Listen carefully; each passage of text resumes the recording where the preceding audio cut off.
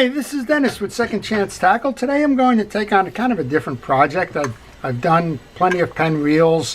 We're not going to do a tune-up on this one as the subject of this video, but this one came across to me. I bought it recently at a garage sale, and what came across to it, other than a couple of condition issues like a missing screw and that, was how we have so much greening on here, boat rash, greening, corrosion, what have you. And I thought this would make an interesting subject for a question I get asked a lot, and that question is, how do I clean up a reel that obviously has taken on a lot of damage like this? Now, some folks will go to the extent of trying to replace the metal parts. I don't do that. My goal at Second Chance is to get these reels out fishing again. I want to make sure that they're good mechanically, and as long as they can perform, I'm really not too concerned about the cosmetics, but a lot of folks are. They've asked me how to clean it, and I thought that would be a good topic for this video that I'm about to do here. And we're going to use a series of cleaners on this one. We're going to use some elbow grease and some other things. But what I would tell you is, please, if you're going to use the cleaners, make sure you know what's in those cleaners. Some of them contain some pretty toxic stuff like lye and the like. Read the label on it, see if it's appropriate, and take appropriate precautions like wearing a protective glove and the like. Please pay attention to the instructions on the bottles and take care of yourself. And before I get started, I want to talk a little bit about taking care. I want to talk about the first responders, thank them for everything that they're doing, and the essential personnel and everybody keeping us safe, taking care of us during the pandemic. I really do appreciate that. Well, my first step is going to be to use a pre-cleaner. It's Fritz metal pre-cleaner. A word up front, I'm not paid by anybody on any of these products. I just find that they've been useful and they've been good for these. That's why I'm going to tell you about them. But it's more important the process in terms of cleaning up the greening as opposed to which ones you're using. But I find that Flitz Metal Pre-Clean does an excellent job. And a shout out to Cons, a regular viewer of our channel who suggested that I try this, and it's been very good. What I like about this one is it's quick acting. Again, read the instructions on the back. It says it's safe for the metals that we're using. A lot of automotive uses in here. But basically what it says is the directions: spray full strength onto the surface. Do not let it sit on the surface. Rinse immediately with clean water. And that's one of the things I like about this product is there's no hanging around, no wait time. You just kind of spray it. You rinse it with fresh water, and it gives you a good starting point in terms of the cleaning process. So I don't have the sink nearby. I will just kind of say you're going to grab your pistol trigger, you're going to spray, and as soon as the spray is done, rinse it off with water. So I'm going to turn the camera off in a moment. I'm going to do that, and we'll be back with the results. Okay, that didn't take very long. That took about a minute. And I'm just wiping it down now because it's still wet. Normally I would kind of, after I flushed it with the fresh water, I normally would let it sit in my my sink for a little bit on a drying rack, but this is a video and I thought real time works well. Well, you can see that the first layer is pretty much done already. Nice design, very effective. Never tried doing it twice, but I guess I could. There's still some rough greening on here, so that's the next piece that we're going to take you through, how to move beyond just that pre-clean. And to some folks, this pre-clean is fine. I mean, you got some shine back there. You still have rough edges on here, but you have some shine on here, and took care of a lot of the ugliness on the rims. Of course, that green corrosion is going to eat the chrome away, and you're just going to be left with bare metal. It's going to be a brassing kind of effect, but it certainly was a whole lot better than it was to start. So next thing up, then I'm going to remove the metal parts. I'm going to do a little bit more of a thorough cleaning. I'm going to do that by basically doing what I would do to service a reel. I'm going to take the exterior pieces and parts off. I'm going to take them off. I'm going to put them into a parts tray just so I don't lose them. And the next part of this cleaning process is actually the elbow grease part of it.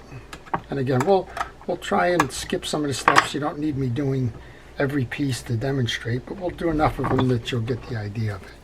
For the next part, I'm going to use an Automotive chrome cleaner. It's a cleaner and a polisher, and it's I'm going to use that paired with a 4O, which is the fine steel wool, the ultra fine, and that steel wool is going to get rid of any of the raised points on the metal. It's going to buff, and it's also going to clean with the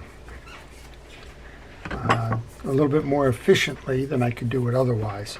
Right now I'm just looking for a pad of steel wool because this post is turning as I take the pieces out, and one of the things that I find is if I use the steel wool as a padding to grip the post with the pliers, I won't scar the post as I turn it. Now, in this case, this reel is in pretty sad condition, so it's not going to matter too much if there's a little scar going on there. But if you find that you have a post that's sticking like that one was, go ahead and use a padding.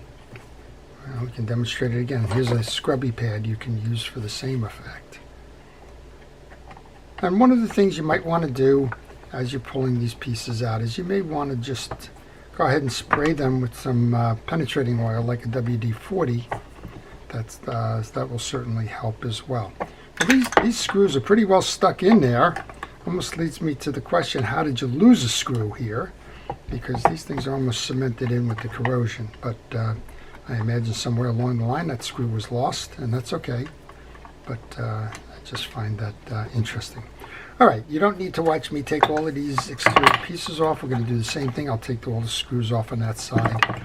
And we'll have the posts and the reel seat apart, and then we'll restart the video. Okay, so that didn't take very long. So now we're at the point where we've spent about 30 seconds cleaning. That was using that spray, which was the Flitz metal pre-clean. And then what we did next was we took all of the pieces off so that we have easy access to clean the metal parts with a second go. One of the quirks of mine is that I like to remove the first series of screws, put them into the tray, and that's almost always my gear side. And then when I get to my non-gear side, when I remove the post, I like to put the screw back into it. That just tells me the orientation of the crossbars and the reel seat, which came from which. It's a quirk. I have noticed from time to time that the screws are a little bit different. Sometimes there's a little bend in the actual reel frame itself, and at least I can keep it oriented properly, not to worsen it. Next up then, I'm going to use a metal chrome polish. I'm going to use turtlewax chrome polish and rust remover. That's my next one, and I'm going to use, again, the 4O grade steel wool. That's kind of available at any home goods store or hardware store, a mega store like a Home Depot or a Lowe's or whatever.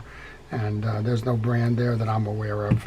But I'm going to use a turtlewax cleaner, 4O steel wool, and I'm going to just be light about it.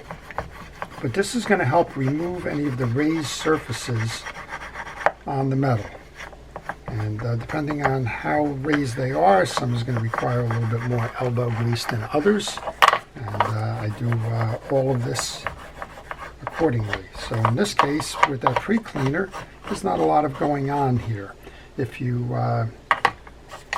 didn't use the pre-cleaner, well, you probably would be doing a little bit more of this. Now here's what I was mentioning before. When you have those raised surfaces, as you're cleaning that, it's coming and it's taking off the chrome that's bubbled up from that greening, in this case chrome. But that's okay. So a lot of folks will say, well, yeah, but that leaves the bare metals exposed. Well, I'm not sure if this is a better or worse of two evils kind of thing, but if you don't take that off, you're risking two things. You're risking further damage by the greening, and you're risking that the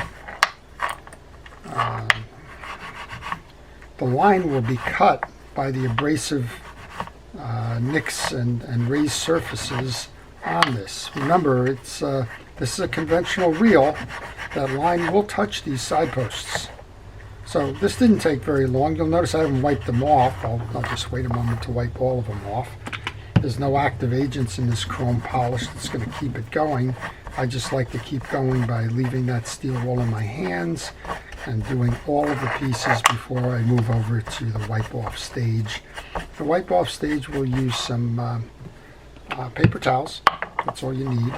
And you can see that just from the beginning of this reel that it's quite an improvement already. Credit Flitz, and now credit a little bit of elbow grease and the steel wool for kind of knocking off the rough surfaces. And in the case of the chrome, it is a rust remover, but it's also a polish, and that does help when we're dealing with trim rings like this. So let's just do the last two pieces on this. We'll do the spool. And while I'm doing this, if you like these kinds of videos and you enjoy the art of reel repair or restoration, and again, generally I don't restore reels. I'm not making them beauty queens, but I am trying to make them mechanically sound and get them fishing again. And in this case, I believe part of mechanically sound is to get anything that might be injurious to the reel off that reel prior to getting it out there fishing. All right, we just have a little bit more. Now, most of the stuff on this one, this is an aluminum spool. I think, no, it's not. It's a steel spool. There's just some old watermarks and the like on there. So we're doing the same thing here. We're going to take care of the external pieces, which has got that kind of line shellacking on there and the like. Whatever was on the line, it just kind of got deposited on the spool. All right, that's a good place to start. Paper towel, clean paper towel. Just wipe it down. Now, a whole bunch of folks make metal treatments, everything from brass polishes to metal polishes. Flitz makes a polish. There's a whole kind of sub-market out there for polishes and that, and treatments that go along with it. In this case, what I'm going to do is I'm going to just stop with the chrome polish. Again, I'm not restoring this to anything. I just want to make it look nice and stop the corrosive effect of that greening. You can see that some parts that weren't affected by the greening shine up very nicely. Others, you're going to see that little brassing on there. That's just part of the damage that was done and trying to take care of that. And I'm going to just finish these posts now.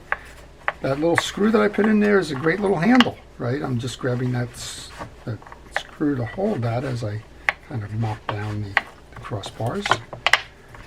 And if you have any questions regarding this type of a reel or the processes, or if you want to ask me a question about a reel, maybe you're working on a reel and you're stuck, or maybe you're thinking about buying a reel or you want to know a little bit more about a particular reel, just leave it in the comments section.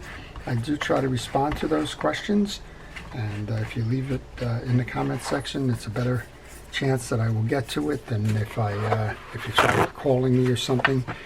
There is a phone number on that card. I can tell you that I am the one that answers that phone, and when I'm working in the shop and involved in projects or doing videos, well, that phone has to stay behind, and it's a much less efficient way of reaching me. Okay, so we've done the chrome pieces, save this last part here, and again I'm going to tune this reel up, but we're not going to do that on camera for this particular exercise. But I only have one thing left now. I have these Bakelite side plates, and how do you clean those? Well, one more cleaner I'm going to introduce you to. This is Penn Rod and Reel Cleaner, and this one does a very nice job on the plastics, and this is a Penn reel, so you would hope that Penn has got it right with the plastics.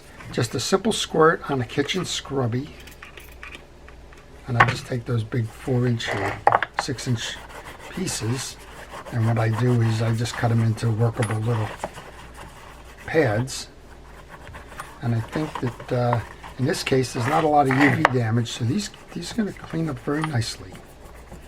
I'm impressed by this stuff, the Penn Rod and Reel Cleaner, the Flitz, the turtlewax stuff, all those products. I think that they do a nice job, and at the end of the day, I don't get arm weary, or I don't feel like giving up because it's just a nuisance.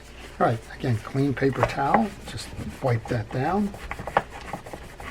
The scrubby is a mild abrasive, and if you find that you have fish scaling, or you've got mud or dirt or grease or grime or whatever may have just accumulated over time, that scrubby will take it off. I've recently acquired some reels. We did a video on it from the flood reels that have got all kinds of dirt and stuff on them. Well, one of the first things I'm going to do is I'm going to go and clean them up before I get inside of it. Okay, so there we go. We'll just kind of clean that up. All right, so what have we done so far? Well, so far we have taken the time to use a pre-cleaner that got rid of almost all of the greening on the reels. We then used a chrome polish or any kind of metal polish to kind of buff these a little bit. We used some 4.0 grade steel wool to knock off the abrasive parts so that it doesn't eat into your line. And we used a rod and reel cleaner to try to restore some of the luster to those plastic parts. I guess I could also use that one more time here. Just a little bit on that knob. Why not, right?